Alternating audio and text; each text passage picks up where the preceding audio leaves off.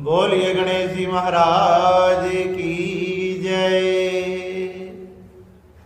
मैं विशाल शर्मा आपके सामने आज बड़ा ही सुंदर श्री गणेश जी महाराज का सभी संकटों तथा विघ्नों को हरने वाला गणेश चतुर्थी का व्रत है।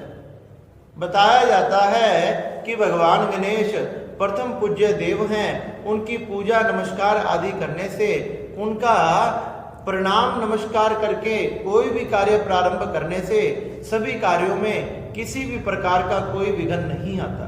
कहने लगे इस चतुर्थी के दिन भगवान गणेश का षोडश उपचार से पूजन करें, भगवान को सुंदर पुष्प फल आदि समर्पित करें, मोदक लड्डू मीठा पान सुपारी नारियल कुछ हल्दी तथा दुर्वाएं भगवान गणेश के चरणों में समर्पित करके भगवान गणेश के चरणों में अपनी मनोकामनाओं की प्रार्थना करें। बताया गया कि भगवान गणेश इस व्रत के करने से उसके सभी संकटों तथा पीड़ाओं को काटकर उसकी सभी प्रकार की मनोकामनाएं पूरी करते हैं। कहने लगे श्री शौनकादिक 88,000 ऋषियों ने श्री सुत जी महाराज से पूछा, क्या किसी की इस प्रकार से मनोकामनाएं पूरी हुई थी? वही कथा मैं आपसे सुनना चाहता हूँ। कहने लगे श्री सुत जी महाराज शौनकादिक 88,000 ऋषियों से कहने लगे कि हे शौनकादिक 88,000 ऋषियों, एक समय की बात है, भगवान कृष्ण ने तथा उनके परिवार ने भी इस व्रत को रखा। शौनकादिक 88,000 ऋषि कहने लगे कि ऐसा क्या कारण हुआ कि भगवान कृष्ण ने तथा उनके परिवार ने इस व्रत को धारण करना पड़ा। कहने लगे श्री सुत जी महाराज शौनकादिक 88,000 ऋषियों से कहने लगे कि एक समय की बात है, दैत्यराज बाणासुर की कन्या का नाम उषा था।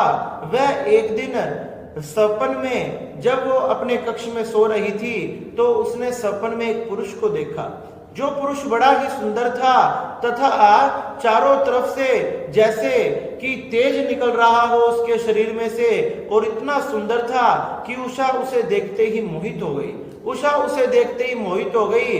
उसके मन में संकल्प उसने ले लिया कि यही मेरा पति है, मैं इसे ही पति बनाना चाहती हूँ, तथा इस तरह से पति का सा व्यवहार उस पुरुष से करने लगी। जब पति का सा व्यवहार उस पुरुष से करने लगी, सुंदर सुंदर बातें करने लगी, इतने में ही उसकी आंख खुल गई। वो सपन टूट गया और सपन के टूटते ही वह बड़ी विलाप करने लगी, रोने लगी।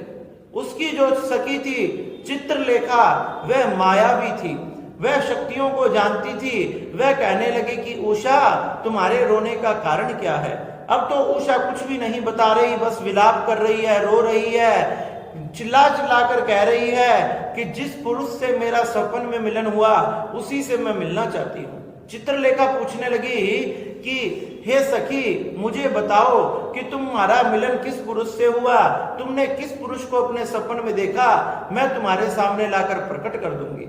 जब उषा ने कहा कि मैं नहीं जानती वह कौन थे, लेकिन मैं इतना जानती हूं कि वे बड़े सुंदर थे, तो चित्रलेखा ने क्या किया, समस्त ब्रह्मांड में 14 भवनों में, तीनों लोकों में जितने भी पुरुष हैं, स्वर्ग में, वैकुंठ में, विष्णु लोक में, शिव लोक में, पितृलोक में, नाना प्रकार के लोगों के सुंदर सुंदर चित्र बनाए। लेकिन उषा ने सबको पहचानने से इनकार कर दिया। उषा ने कहा कि ये वो पुरुष नहीं है जो मेरे सपन में आए थे। धीरे धीरे समस्त धरती वासियों के, पृथ्वी निवासी के चित्र बनाने लगी, फिर भी कोई चित्र उषा के समझ में नहीं आया। जब वह धीरे धीरे द्वारका के चित्र बनाने लगी, द्वारका वासियों के बनाने लगी, भगवान कृष्ण का बनाया तो कहने लगी कुछ कुछ ऐसा है। जब प्रद्युम्न का बनाया तो कहने लगी कि लगभग ऐसा ही है, लेकिन वो नहीं है। जैसे ही प्रद्युम्न के पुत्र अनिरुद्ध का चित्र बनाया, इतने में तो उसे देखकर लाज आ गई, अपने सिर के आगे पल्लू लेकर शर्माने लगी। जैसे ही ये करते हुए चित्रलेखा ने उषा को देखा तो वह समझ गई जिस पुरुष को इसने सपन में देखा था, जिसके साथ इसका मिलन हुआ था, वह कोई और नहीं, यही है। जब उषा कहने लगी कि हे चित्रलेखा, ये कौन है? तुम इस व्यक्ति को जल्दी यहाँ ले आओ, नहीं तो मैं अपने प्राणों का त्याग कर दूंगी।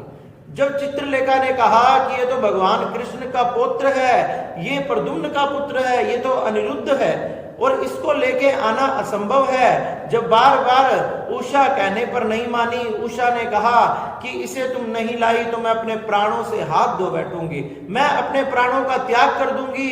जब बार बार उषा ने ऐसा कहा तो चित्रलेखा ने अपनी मायावी शक्तियों का प्रयोग किया और द्वारका में प्रवेश कर सोते हुए अनिरुद्ध को उठा लाई। जैसे अनिरुद्ध को उठाकर लाई, देवी के पास ले आई, देवी ने देखकर पहचान लिया, बड़े आनंद के साथ उसे पहचान कर तथा अनिरुद्ध की भी इतने में नेत्र खुल गए तथा अनिरुद्ध तथा इस प्रकार से उषा बहुत समय तक साथ रहे। लेकिन उधर द्वारका में चारों तरफ बड़ा हाहाकार मच गया।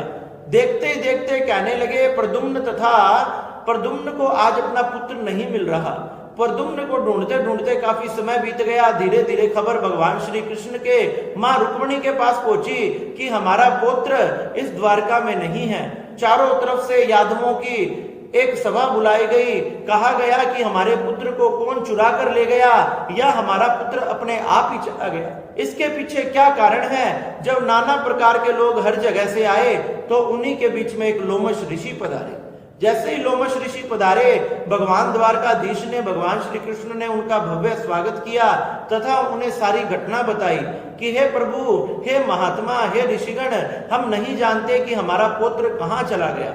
जब श्री लोमश ऋषि ने ध्यान लगाकर देखा और कहने लगे कि भगवान कृष्ण ने कहा कि आप इसका कोई उपाय जानते हैं जिससे हमारा और उसका मिलन हो जाए, तो वह उपाय बताएं। लोमश ऋषि कहने लगे कि भगवान श्री गणेश सबकी मनोकामनाओं को पूर्ण करने वाले हैं। अगर आप आश्विन मास के कृष्ण पक्ष की चतुर्थी में भगवान गणेश का पूजन करो, उन्हें बनाओ गणनायक गणराज भगवान गणाधीश को अगर आप नमस्कार प्रणाम करके उनका पूजन करोगे तथा उनका सुंदर व्रत धारण करोगे तो निश्चय ही आपको आपके पुत्र की प्राप्ति हो जाएगी, क्योंकि भगवान श्री गणेश सबकी मनोकामनाओं को पूर्ण करने वाले हैं। भगवान कृष्ण ने उसी समय गणेश चतुर्थी के व्रत का संकल्प किया। मां रुक्मिणी ने तथा प्रद्युम्न ने, सारे परिवार ने मिलकर भगवान गणेश का सुंदर व्रत किया।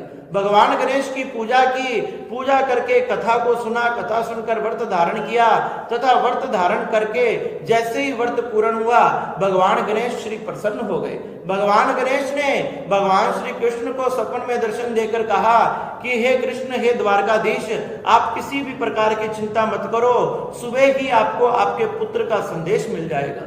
सुबह होते ही श्री नारद ऋषि आ गए और नारद ऋषि कहने लगे सभा में आकर, भगवान कृष्ण, अरे आप यहाँ आराम से बैठे हो, इस सभा में सबके साथ बातचीत कर रहे हो और उधर आपका पुत्र, जो आपका पुत्र अनिरुद्ध है, वो बाणासुर की नगरी में है। भगवान श्री कृष्ण ने कहा, अरे हम इतने दिनों से उसे ढूंढने का प्रयास कर रहे हैं, हमें मिला नहीं।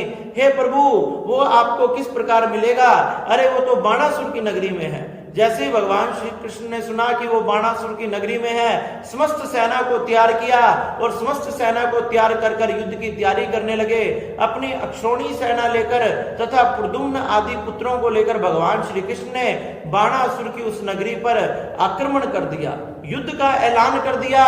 बाणासुर की जो महल के ऊपर ध्वजा लगी थी वो टूटकर गिर चुकी तथा देखते ही देखते भयंकर युद्ध हो गया।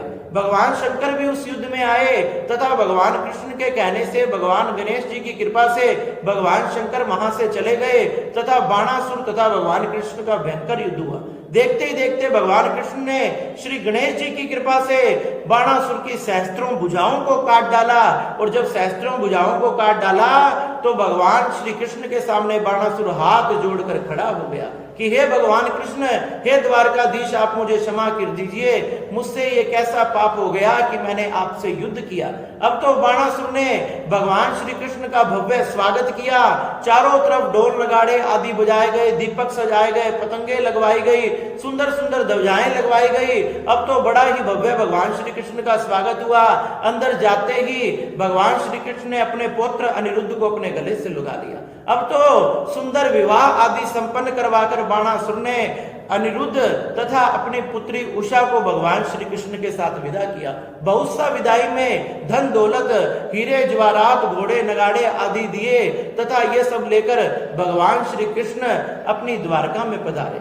श्री सुजी महाराज शौनकादिक 88,000 ऋषियों को कहने लगे कि द्वारकाधीश ने बाणासुर पर विजय भगवान श्री गणेश की कृपा से पाई और भगवान श्री गणेश के चतुर्थी व्रत के कारण ही भगवान श्री कृष्ण को और प्रद्युम्न को अपने पुत्र की प्राप्ति हुई। इसी प्रकार से भगवान श्री गणेश सबके संकटों को हरण करने वाले, सबके विघ्नों को हरण करने वाले तथा सबकी मनोकामनाओं को पूर्ण करने वाले हैं। कहने लगे सुंदर विधि से भगवान का पूजन करें, व्रत उपवास करें, भगवान के निमित्त हवन करें। ये सब कार्य करने से भगवान गणेश बड़े प्रसन्न होते हैं। इस प्रकार से श्री सुजी महाराज ने शौनकादिक 88,000 ऋषियों को ये गणेश चतुर्थी व्रत की बड़ी ही सुंदर कथा सुनाई और शौनकादिक 88,000 ऋषि ये कथा सुनकर बड़े ही प्रसन्न हुए और भगवान श्री गणेश की जय जयकार करने लगे। आप सब भी मिलकर बोलिए गणेश भगवान की जय। बोले श्री गणपति महाराज की जय। गणपति बप्पा मोरिया, मंगल मूर्ति मोरिया। जय जय श्री गणेश महाराज की जय।